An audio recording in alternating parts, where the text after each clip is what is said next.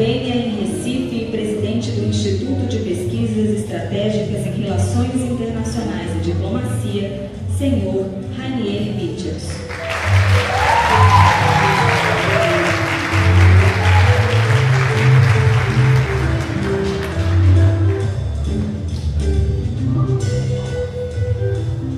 A mesa está formada. Com a palavra, o professor Dr. Thales Castro e também o mediador Aldo Vilela. Boa noite a todos.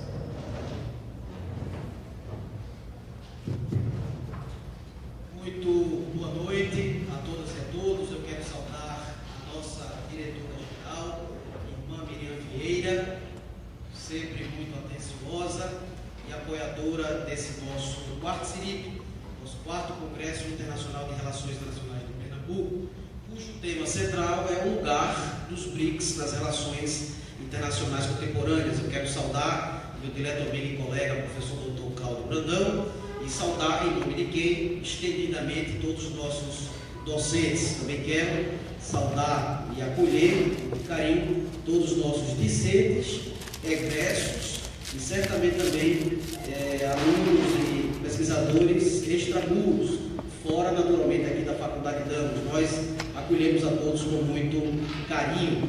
E nessas palavras iniciais de acolhimento e de boas-vindas, eu já passo a palavra a um grande comunicador para naturalmente fazer essa interlocução, fazer naturalmente aí as tratativas aí dessa segunda noite e última noite do nosso quarto CIRIP, nosso quarto Congresso Internacional de Relações Internacionais de Pernambuco, Aldo Vilela. Quem, eu tenho certeza, vocês todos já o conhecem nas ondas aí da CB. E Aldo, seja muito bem-vindo. Eu tenho certeza que a sua presença aqui vai ser de grande valia. E não podia deixar registrar também o agradecimento muito especial, em nome do curso de Relações Internacionais aqui da Faculdade Damos, da presença do ministro Paulo Roberto Almeida. Para nós é uma honra tê-lo aqui na nossa casa, é uma honra saber da sua magnífica contribuição para a literatura das relações internacionais. Eu tive o prazer de tê-lo como prefaciador do meu terceiro livro, Teoria das Relações Internacionais, e para a gente é de muita felicidade realmente ter aqui no Teatro Mário Chantal. E também agradecer, embora seja no próximo painel, a presença do professor Dr. Guilherme Casarões, da FGV, que brinda aí com sua presença essa segunda noite do CIRIP. E em nome de quem eu já estendo aí naturalmente as saudações e acolhimento a todos os nossos docentes e membros aqui da mesa. Aldo Vilela, naturalmente, a palavra é tua, e aí faça as condições sejam pertinentes aí para essa primeira noite, esse primeiro painel. Obrigado, Thales. Boa noite a todos. Primeiro eu quero agradecer imensamente o convite do professor Thales Castro. Tenho o prazer de desfrutar da amizade do Thales há um bom tempo.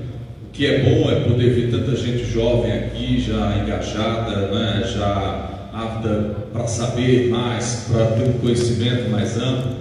Muito bem recebido fui pelos professores aqui, estávamos a conversar minutos antes aqui, Thales, sobre todo esse processo de mundo, e sem dúvida alguma a gente vai poder aprender um pouco, discutir um pouco, debater um pouco, para isso a mesa tão qualificada. Então vamos começar o nosso bate-papo.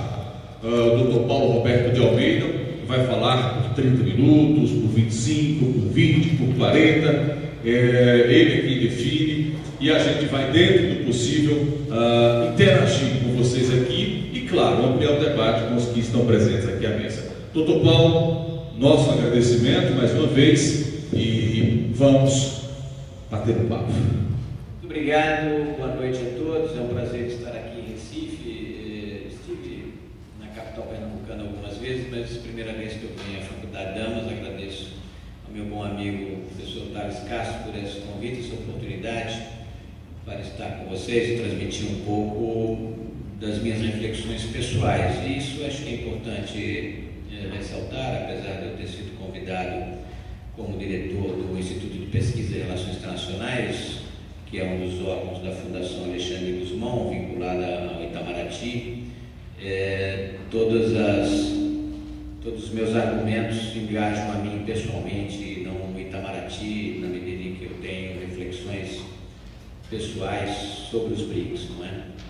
Dito isto, todo mundo sabe que o BRICS, enfim, é um dos animais mais vistosos do cenário internacional desde alguns anos, muito apreciado, objeto de muitos encontros e cúpulas, reuniões ministeriais, e grupos de trabalho, e ele adquiriu uma postura, um papel, né, digamos, um locus relativamente relevante na política externa brasileira nos últimos 10 anos. Né? Ele surgiu informalmente 10 anos atrás, um pouco mais, e se construiu desde o final da década anterior e tem sido reforçado por diferentes iniciativas, as mais recentes, vindas da cúpula de Fortaleza, né, em 2014, a constituição de um banco de financiamento de projetos de desenvolvimento e um acordo contingente de reservas, né, uma espécie de mini banco mundial e uma espécie de fundo monetário internacional ainda não testado. O banco já fez diversas operações. Enfim, eu vou fazer uma análise que eu considero intelectualmente honesta. Vou dispensar a retórica oficial, que é sempre positiva, muito, digamos, enfatizando todos os elementos encomiásticos, elogiativos, otimistas quanto à perspectiva do BRIC. Vou fazer a minha própria análise, que é evidentemente bem mais crítica sobre esse grupo, não é? E justamente analisando ele em função de interesses nacionais, interesses brasileiros, não necessariamente como um reflexo dessa mania de blocos e de grupos, de construção de agrupamentos, que tem sido uma certa enfermidade nos últimos anos, né? Desde o G5, depois transformado em G7, das economias dominantes, G15, dos países em desenvolvimento, e G8, num determinado momento, quando a Rússia foi incorporada ao próprio G7, e outros grupos ditos de parcerias estratégicas que o Brasil mesmo tomou a iniciativa de construir, pelo deles o IBAS, não é? Índia, Brasil, África do Sul, e logo em seguida o BRICS, que ocupou um espaço bem maior, não é? Então, eu começaria registrando que o BRIC começou como BRIC, né? 4, que era o sentido original da proposta de um economista de um banco de investimento, Lehman Brothers, depois transformado em BRICS na segunda cúpula por iniciativa exclusiva da China, que pretendia incorporar o continente africano a esse grupo, por interesses próprios da China. O BRICS é o primeiro grupo, primeiro fórum, primeiro agrupamento que surge não como desenvolvimento natural de consultas e coordenações entre os países, ou seja, emergindo de uma variação quanto ao mérito próprio da sua existência nesse formato desses países, dos 4 e depois dos 5, mas surge como resultado de uma opinião externa que não tem absolutamente nada a ver com a diplomacia, não é? O interesse nacional do BRIC nessa conformação de tijolos para a construção de algo relevante na economia mundial foi uma proposta puramente de mercado de investimentos, ou seja, grandes países, grandes territórios, grandes populações, grandes recursos naturais, crescimento relativamente rápido na época, não é? Economias emergentes, periféricas, não as velhas economias dominantes do primeiro mundo. Então, a proposta era mercados emergentes para ganhos ou retornos maiores do que se possa esperar nos mercados maduros, né? Tanto em termos de investimentos diretos, quanto em termos de portfólio investments, questões de mercados financeiros, bolsa, títulos governamentais, diferentes modalidades de investimento, e é natural, porque os países emergentes têm um crescimento econômico geralmente superior, às vezes o dobro da taxa do crescimento da economia mundial e às vezes o triplo da taxa de crescimento médio dos países avançados, que pela própria conformação, né, da população, satisfação em termos de bens de consumo e infraestrutura construída, apresentam taxas cumulativas anuais na média de 2, 2,5%, a economia mundial crescia um pouco acima disso,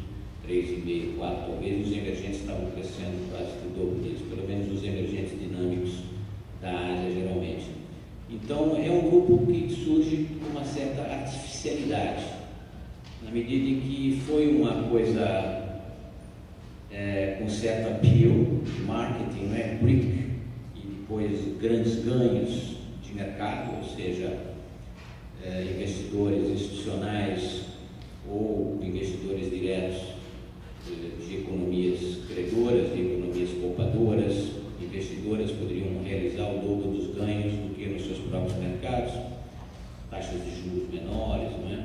Oportunidades de investimento mais restritas, então aquilo era atrativo, e a partir daí se construiu o BRIC e depois o BRICS, e que eu sempre considerei como artificial e sem qualquer conexão própria quanto a objetivos nacionais convergentes.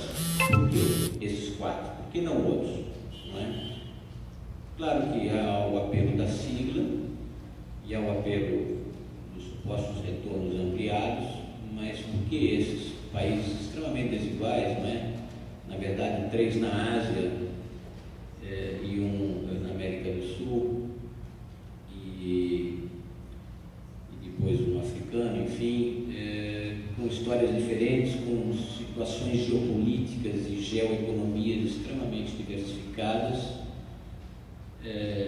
2 autocracias, né? 2 regimes autoritários, 2 democracias de baixa qualidade, Brasil e Índia, depois África do Sul, uma economia menor que não fazia parte de nenhum critério do proponente original do BRICS, né, que seriam grandes economias. A África do Sul é uma economia extremamente reduzida no contexto do BRICS ou do BRIC, como é a Grécia para a União Europeia, uma economia extremamente reduzida, dotada de pouco impacto. Então, eu sempre considerei uma aliança pouco natural e sempre atribuí isso a uma visão política, né, do regime anterior, do lulopetismo diplomático, condizente com uma certa vocação a desafiar as velhas potências coloniais, né, os chamados poderes hegemônicos, né, o unilateralismo arrogante do Império Americano, as potências coloniais europeias. Isso se fez pela conformação especial. Nós tivemos um período, e aqui vamos dizer claramente, um período na política externa brasileira e na própria política em geral, política econômica, políticas públicas, políticas setoriais, bastante divergentes, de um certo consenso, talvez pudesse chamar de consenso oligárquico ou consenso tradicional, na política brasileira, atingindo também a política externa, e a emergência do PT como partido hegemônico durante algum tempo, não hegemônico total, mas partido dominante e dirigente, numa coalizão de outros partidos, que rompeu com certos consensos e rompeu com algumas tradições, não só em política externa, como em outras políticas, não é? Durante muito tempo houve muita euforia, e hoje a gente descobre que o Brasil enfrenta a pior recessão da sua história, não é? Nunca houve 2 anos seguidos, menos 3,8, menos 3,6, esse ano 0,5, um pouco mais, um pouco menos, que conformam uma queda do PIB real de pelo menos 8% e uma queda do PIB per capita de mais de 10%, um déficit orçamentário que chegou a 10% do PIB, depois uma perda de credibilidade na política externa devido a certas alianças muito estranhas e muito bizarras do lulopetismo, né? Com ditaduras execráveis na América Latina e outros lugares, alianças que realmente destoaram um pouco da tradição brasileira universalista. E depois essa ideia de que você teria que ter parceiros estratégicos no Sul, durante algum tempo saudado como Sul global. Eu pessoalmente considero isso uma política equivocada, absolutamente equivocada, né? Um país que tem uma política externa relativamente ou realmente independente é um país universalista, que vai procurar todas as alianças possíveis ou todas as parcerias, todo o leque 360 graus de cooperação, de intercâmbios, em lugar de procurar, como se afirmou durante muitas vezes, uma nova geografia do comércio internacional ou alterar a relação de forças no mundo, como afirmado expressamente, explicitamente, entre aspas, pelo presidente Lula e por seus auxiliares, né? O Sul global, para mim, é um equívoco global, não é? Um país que procure dinamizar as suas relações, procura relações com o que há de melhor, não apenas o Sul. Inclusive, num critério estritamente de racionalidade econômica, qualquer economista sensato recomendaria que a integração, se há projeto de integração, liberalização de comércio, abertura econômica, se faça em países com assimetrias, ou seja, com muitas diferenças. Entende? Por quê?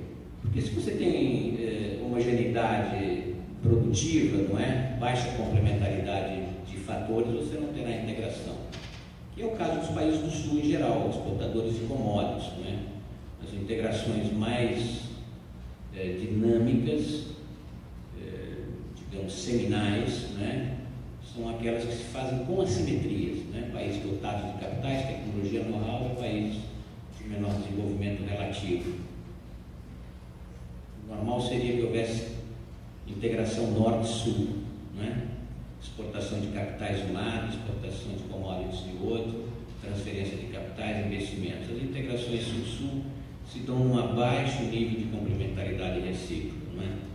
Daí a história dos nossos acordos comerciais, feitos exclusivamente no Sul, aliás, poucos acordos, medíocres, e tem um acordo com a Índia, tem um acordo com a África do Sul, ou acordo de união aduaneira da África Austral, acordo com alguns países da América do Sul, todos eles muito medíocres em termos de perspectivas de expansão de comércio. Os asiáticos, por sua vez, inclusive nossos parceiros no BRICS, a China, já fez a sua nova geografia. A nova geografia da China é exportar para o mundo inteiro, sobretudo para os mercados atrativos do norte e também para os mercados do sul. A China não faz uma política sul-sul, a China faz uma política absolutamente universal, não é? Então eu sempre considerei essa política equivocada e muito danosa. E o fato de você escolher parcerias estratégicas a priori, apenas por uma suposta identidade de países anti-hegemônicos, não é?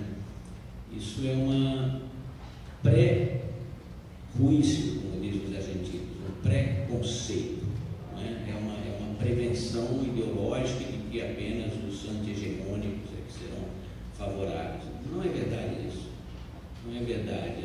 As alianças em termos de comércio, investimento, temas de desenvolvimento sustentável, propriedade intelectual, se fazem nas mais diferentes direções com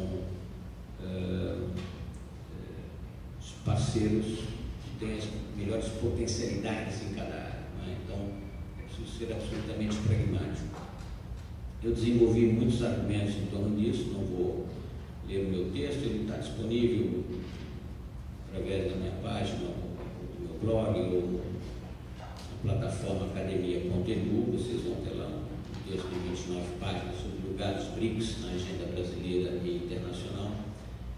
Eu vou apenas resumir alguns argumentos, né?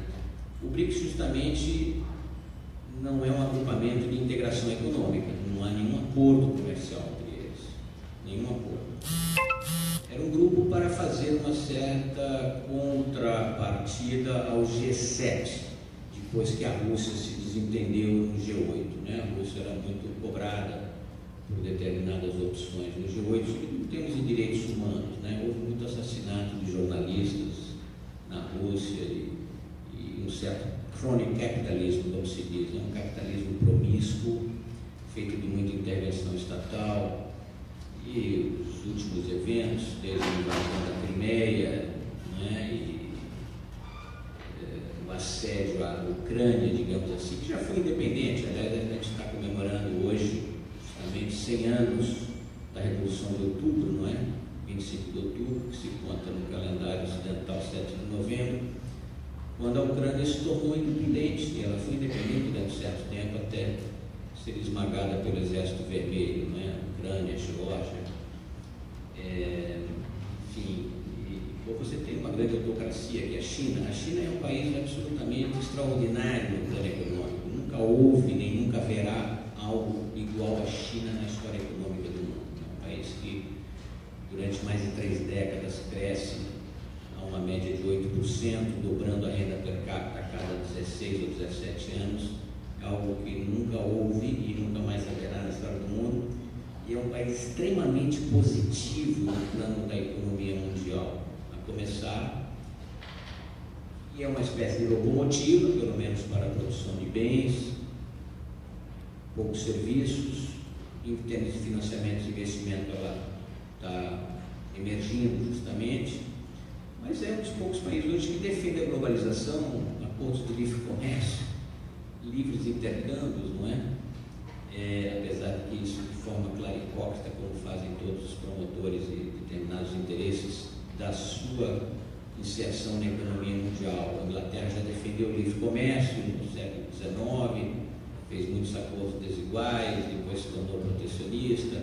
Os Estados Unidos foram absolutamente multilateralistas desde o pós-guerra e hoje se voltam para o seu mercado interno de uma maneira absolutamente equivocada. Tenho absoluta certeza que a postura do seu presidente, do seu governo atual, é uma postura que vai prejudicar os Estados Unidos, né? Eles estão dizendo que querem desembarcar do ônibus da globalização, né?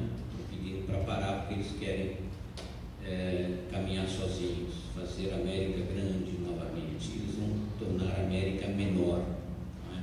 Infelizmente, para os próprios eleitores do presidente Trump, suas políticas estão retirando os Estados Unidos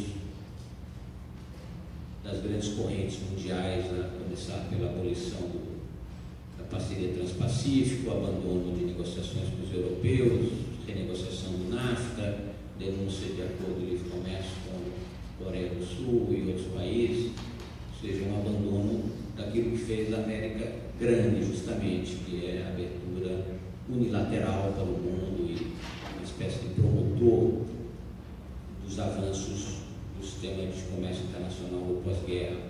A China está assumindo esse papel e nisso ela tem um papel extremamente positivo para ela mesma, em primeiro lugar, mas para o mundo, para o Brasil e para os próprios países desenvolvidos, na medida em que, pela sua concorrência acirrada nas tecnologias dominadas, ela obriga os países desenvolvidos a fazer o upgrade contínuo na escala tecnológica. Isso é muito bom, né? O fato dela abastecer o mundo de produtos de consumo baratos é um papel positivo, na medida em que é um lado deflacionista na economia mundial. Isso impediu que a inflação subisse, como subiu em outras épocas. Ela consome 1/3, 1/4, 1/5, às vezes 2/5 de várias commodities internacionais, energia, alimentos, minérios, tudo. Isso favoreceu muito um país como o Brasil, exportadores de commodities, né? Os preços foram a picos históricos jamais vistos também na história econômica mundial, o que deu os anos de crescimento entre 2003 e 2008, né? Que beneficiou muito o Brasil. E ainda hoje os preços de matérias-primas se mantêm em níveis historicamente altos, mas isso beneficia toda uma oferta de bens de alto valor agregado, né? Produtos de maior elasticidade de renda, como são geralmente os eletrônicos e outros bens de consumo durável, que é extremamente positivo, né, para a renda de todo mundo, inclusive desempregados, pela transferência de investimentos para a China, né? Quando é que um desempregado europeu ou americano poderia comprar um micro-ondas por $50, né? Ou uma televisão de tela plana por $200 ou $300? Jamais, se fossem feitos como quer o Trump hoje, né? Fazer nos Estados Unidos, ele vai condenar os seus empregados ao desemprego e as suas indústrias à falta de competitividade. Essas alianças forçadas, portanto, parcerias estratégicas, eu considero absolutamente erradas, na medida em que um país precisa ser livre para determinar as suas parcerias. E o BRICS tem esse poder de desafiar, digamos, o G7 ou outros países, não é?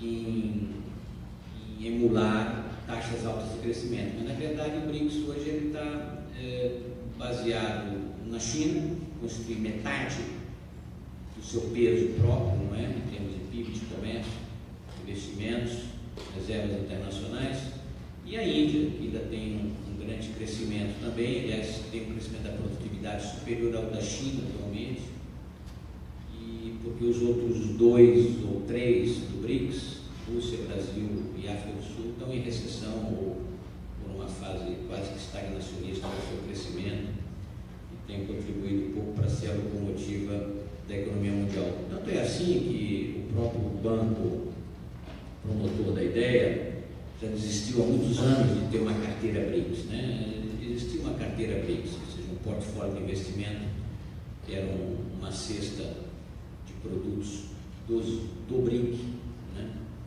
Em termos de bônus governamentais, ações, vários fundos de investimento compuseram carteiras BRIC. Tudo isso está um pouco abandonado hoje porque as oportunidades estão mais na China e na Índia do que nos outros 3 parceiros, e ainda assim na China e na Índia existem um comportamento errático em diferentes mercados. A China já teve bolhas imobiliárias, ainda tem bolhas financeiras e manipulação no mercado cambial, diferentes práticas não muito ortodoxas do ponto de vista das instituições internacionais da área econômica, as 2 irmãs de Bretton Woods, né, FMI e Banco Mundial, e mesmo o próprio GATT, OMC. A China entrou na OMC depois de 14 anos de negociações, em 2001, para a rodada Doha, e até hoje não foi reconhecida como economia de mercado. Deveria ser, naturalmente, porque o protocolo habilitava 15 anos depois, né? A Rússia, aliás, entrou no G7 em 2001, no mesmo ano em que a China ingressava no GATT. Nunca fez parte do GATT até 3 anos atrás, mas foi reconhecida no mesmo ano como economia de mercado, sendo que ela era uma economia de mercado muito inferior à da China, né, que tem realmente uma economia pujante de mercado. Hoje, 65% do PIB chinês é formado no setor privado, que dá dinâmica, ainda que ela tenha grandes estatais que estão investindo externamente, estão fazendo uma rede de fornecedores em diferentes países para abastecer a economia chinesa em termos de aprovisionamento em matérias-primas e mercados consumidores, né? Então a China tem uma estratégia própria, ela não tem nenhum sul global como seu objetivo de política externa, mas ela se beneficia do BRICS, que lhe dá uma certa legitimidade internacional para diferentes objetivos, né? Para os objetivos políticos do grupo BRICS, tampouco o grupo foi muito solidário, na medida em que Índia e Brasil são candidatos a uma cadeira permanente no Conselho de Segurança, e Rússia e China jamais se moveram nesse sentido, não é? Quem detém o poder, na verdade, não gosta de dividir o poder, não é? Isso vale para todos os 5 membros do Conselho e com mais equidade para os Estados Unidos e China, que são os 2 que podem determinar qualquer mudança na Carta das Nações Unidas e ampliação do Conselho, que não vai ocorrer, diga-se de passagem, antes de muito tempo, não é? E a outra iniciativa tomada pela diplomacia do petista foi construir, por exemplo, para esse objetivo, um G4, Brasil, Alemanha, Japão e Índia, não é? Que teve uma virtude de grudar o Brasil a países que têm obstáculos estruturais ainda maiores do que o Brasil para um eventual ingresso no Conselho de Segurança, né? O Japão é vetado absolutamente pela China, pelos crimes contra a humanidade que cometeu desde 1931 e desde 1937, na Segunda Guerra, e a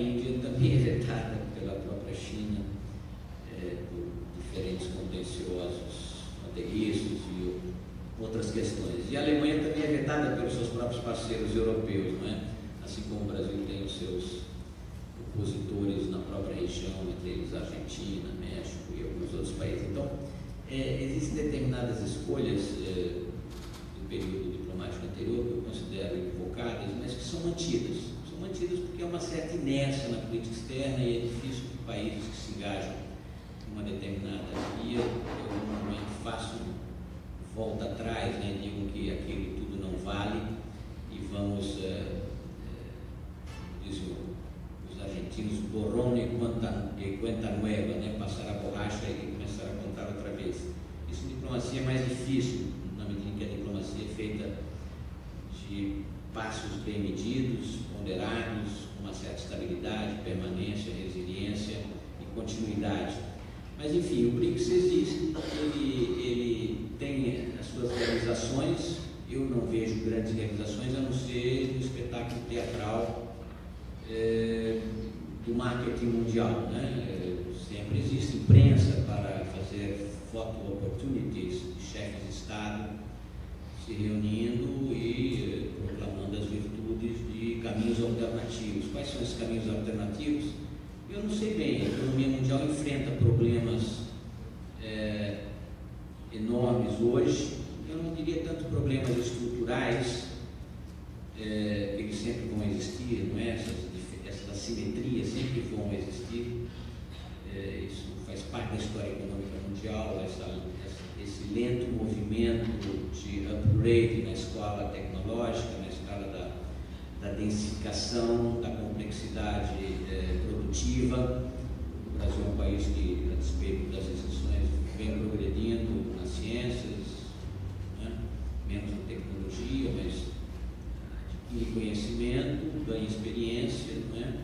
Pode sofrer retrocesso por políticas equivocadas, como as que nós tivemos durante muitos anos, não é? Que trouxeram uma certa euforia pelo distributivismo inconsequente, baseado no aumento do crédito durante algum tempo, mas que depois produziram resultados desastrosos, como a gente está sofrendo hoje, tanto por inépcia administrativa, não é? Quanto por corrupção. Os maiores exemplos de corrupção hemisférica, mundial, provavelmente, é o que a gente assiste no Brasil desde algum tempo, né? Isso tudo é muito vergonhoso e deve dar um certo sentido de humildade a nós como representantes do Brasil no exterior, não é? Vários negócios internacionais estão sendo comprometidos pela nossa subida na escala da corrupção, né? Você sabe que tem vários rankings internacionais, várias classificações. Da Transparência Internacional já arrastou o Brasil lá para o fundo da fila, assim como a gente é arrastado para o fundo da fila dos índices de competitividade internacional, né? Recuamos em várias escalas, e se a gente for examinar de perto, a gente vê que o recurso se dá pela ação estatal, muito mais do que pela ação microeconômica, não é? Só pegar um indicador muito relevante, como é o Doing Business do Banco Mundial, né? Fazendo negócio, tem lá a classificação, o Brasil fica ali no meio, 126 entre 187, mas desagregando para a microeconomia a gente melhora bastante, e colocando na macro, ou seja, tarifas, impostos e burocracia, a gente despenca lá para 156 ou algo assim, como a gente já despencou várias vezes nos índices de competitividade. E não preciso dizer em outros relatórios mais qualitativos, como é o de liberdade econômica no mundo, né?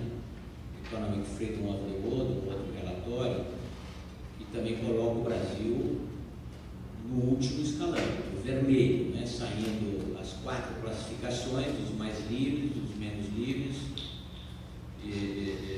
parcialmente livres, parcialmente não livres e não livres. O Brasil, infelizmente, recuou da 3ª categoria para a 4ª.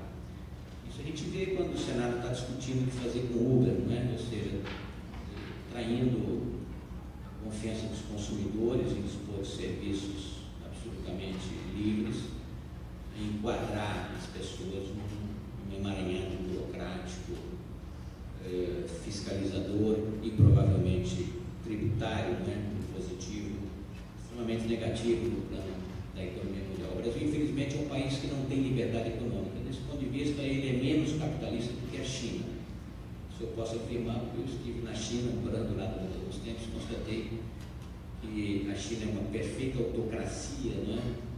George Orwell poderia escrever um novo capítulo de 1984, com base na censura, no controle absoluto que existe na China sobre os meios de comunicação, mas no plano econômico ela é um país muito mais livre que o Brasil, muito mais favorável, um ambiente de negócio muito mais favorável do que o Brasil. Enfim, essas são umas reflexões provocadoras, evidentemente, e contrarianistas que eu faço, né, para que as pessoas não pensem que esse entusiasmo todo com os BRICS, esse auê, né, essa transpiração, mais do que inspiração, seja algo eminentemente positivo apenas porque 4 governos, agora 5, decidiram se juntar num acrônimo inspirador, não é? Construção de um novo cenário, e que isso vai ser eminentemente positivo. Não necessariamente. Eu não considero que o BRICS seja algo que se deva promover como caminho natural para o Brasil. Realmente não considero. Eu acho que o BRICS é uma opção de um agrupamento político condizente com as suas opções político-ideológicas, partidárias, que faz parte do cenário e que a gente vai ter que administrar. Mas se eu tivesse que escolher entre as melhores opções de cooperação externa, de intercâmbio, de abertura, de relacionamento, eu escolheria aquilo que há de melhor em todos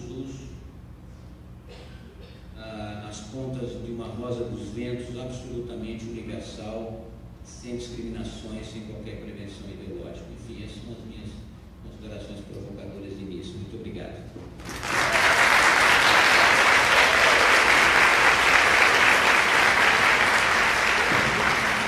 Bom, já que se falou muito e o Dr. Paulo fez provocações, vamos provocar um pouquinho mais agora, ouvindo os nossos debatedores, o professor Dr. Elton, com o senhor Rainier Michels.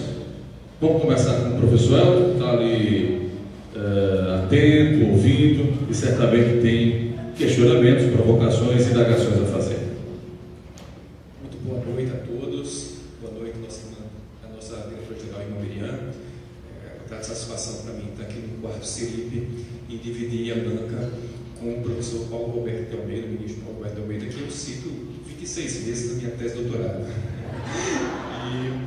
E falar de BRICS, ou falar de política externa brasileira e BRICS, é alguma coisa que traz para a gente reflexões muito interessantes do ponto de vista daquilo que a gente pode chamar de limites e possibilidades, ou do dilema que o Brasil, do ponto de vista da condução das suas relações exteriores, enfrenta como aquilo que pode ser efetivamente levado a termo e aquilo que fica no campo da pura retórica e da simbologia dos atos políticos, alguma coisa que o ministro Paulo Roberto de Almeida colocou muito bem na sua excelente exposição crítica.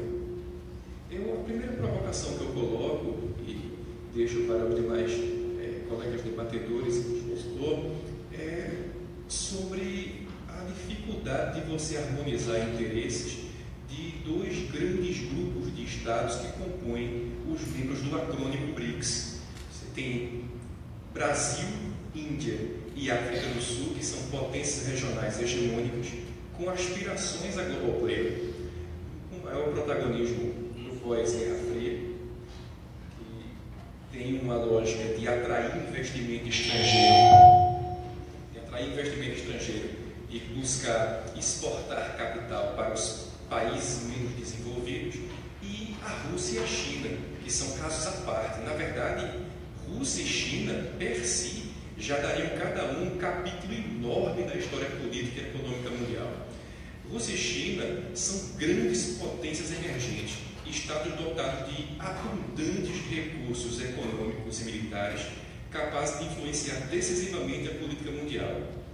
Gigantes continentais, nuclearmente armados, e a Rússia se sobressai pelo seu enorme poder militar, tanto pensado em termos convencionais como do ponto de vista da posse de armas de destruição em massa, e a China como a maior economia mundial em escala, não do ponto de vista do desenvolvimento tecnológico, do ponto de vista das capacidades de inovação, de tecnologia disruptiva, mas que passa hoje, como foi bem colocado aqui na conferência de abertura pela senhora cônsul-geral da China, por um processo de modernização, tanto do ponto de vista industrial, como por um grande programa de industrialização militar.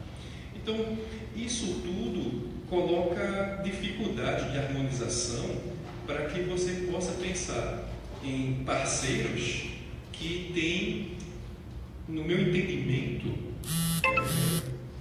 especificidades e características muito distintas, mas que conservam alguns pontos de convergência. Acho que os pontos de convergência seriam justamente a busca por uma reforma do regime internacional de comércio. Eles todos se reconhecem como líderes regionais aceitos ou contestados, a China e a Rússia seguramente contestados, o Brasil e a África do Sul como líderes mais bem colocados, e todos desejam deixar de ser rule takers para se transformar em rule makers. A grande questão, e aí coloco a pergunta para os colegas debatedores, nosso expositor, é como é que o BRICS, enquanto ferramenta de diplomacia multilateral, poderia aumentar o poder de barganha de estados com características tão díspares. Porque me parece que o grupo IBAS, o G3, congrega estados com um perfil mais ou menos semelhante, Brasil, Índia e África do Sul. China e Rússia dispõem de outros meios para aumentar seu poder de barganha. A China, como o professor muito bem colocou, o professor Paulo Roberto de Almeida acabou de falar, buscou seu próprio caminho, universal, multilateral e numa lógica própria. E o BRICS acaba sendo muito mais alguma coisa, que é como que a diplomacia brasileira leva a termo, mantém, porque o custo de participar do BRICS é baixo. Ele traz um grande prestígio internacional do ponto de vista da simbologia inteira na política. Os símbolos ocupam um lugar muito importante do ponto de vista da feitura do aparato de poder, mas o que se sobressai na nossa relação com o BRICS, em todos os números que colocam, foi uma coisa que foi abordada na conferência de ontem à noite, o professor Bianor, é o comércio exterior brasileiro com a China. O grande motivo pelo qual nós estamos no BRICS hoje é porque a China, desde 2008, é o principal ou maior parceiro comercial do Brasil. Se você pega os gráficos, os números, os estudos mais competentes, mostram que a nossa relação comercial e mesmo os acordos funcionais, setoriais, na área de educação, tecnologia, com outros países, é pequeno. Ou seja, a China é o grande justificador dos BRICS para o Brasil. Mas até quando a gente pode pensar que a China vai precisar do Brasil ou da África do Sul para poder conquistar seus objetivos? É uma dúvida que me assalta como estudioso, porque, na verdade, a leitura que faço é que a China, dentro de pouco tempo, se é que já não possui, terá meios para poder conquistar esses elementos sem ter que recorrer a estratégias de soft balance como o BRICS. Obrigado. Ok, Elton. Vamos ouvir o cônsul Renier Michels, que estava aqui atentamente ouvindo você. Eu acho que ele tem alguns questionamentos, viu, Elton? Primeiramente, boa noite a todos. Sempre uma alegria estar aqui. Quero agradecer a Miriam. Eu sempre lembro do inflamado discurso que ela fez no encontro do primeiro semestre de comércio exterior, estimulando esses jovens a pensarem de forma crítica, de forma propositiva, de forma olhando o Pernambuco sempre com um olhar estratégico. Parabenizar a presença do grande jornalista lá do Vilela, do meu amigo Thales, que sempre é carinhoso e convida a gente participar, do professor Elton.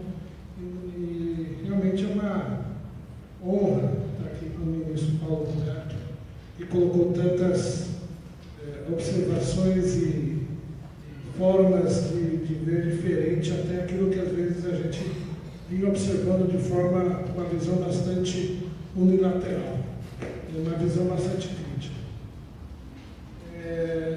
Realmente o berço de nascimento do BRICS tem toda essa disfunção, tem toda essa disparidade entre seus membros, e isso realmente foi implantado, está aí. A minha colocação, até reformulando aqui o professor Elton colocou muito bem, e agora o que nós fazemos com isso? Foi feito, precisamos tentar acertar aquilo que foi feito, que pode ser melhorado, e aquilo que já está funcionando, por exemplo, participar de um bloco onde você tem a China, por si só já é importante dentro, mesmo que seja com photo opportunities, ele já é bastante oportuno e pode ajudar o Brasil a mudar uma visão momentânea que até o Brasil passa atualmente. Então, como trabalhar o BRICS, da forma como ele foi gerado, sabendo toda essa história e como a gente poderia trabalhar isso. Então, essa é a minha pergunta. Segundo, sempre colocando Pernambuco aí dentro de um contexto, como é que Pernambuco poderia, como um líder regional Nordeste, tendo todo esse capital consular que nós temos aqui, o hub consular, após São Paulo e Brasília, obviamente, poderia entrar dentro desse contexto, BRICS, vamos chamar assim, e tirar proveito disso também, considerando a sua posição geográfica bastante estratégica. Então, esse seria o meu segundo ponto. E o terceiro é, dentro desse contexto BRICS,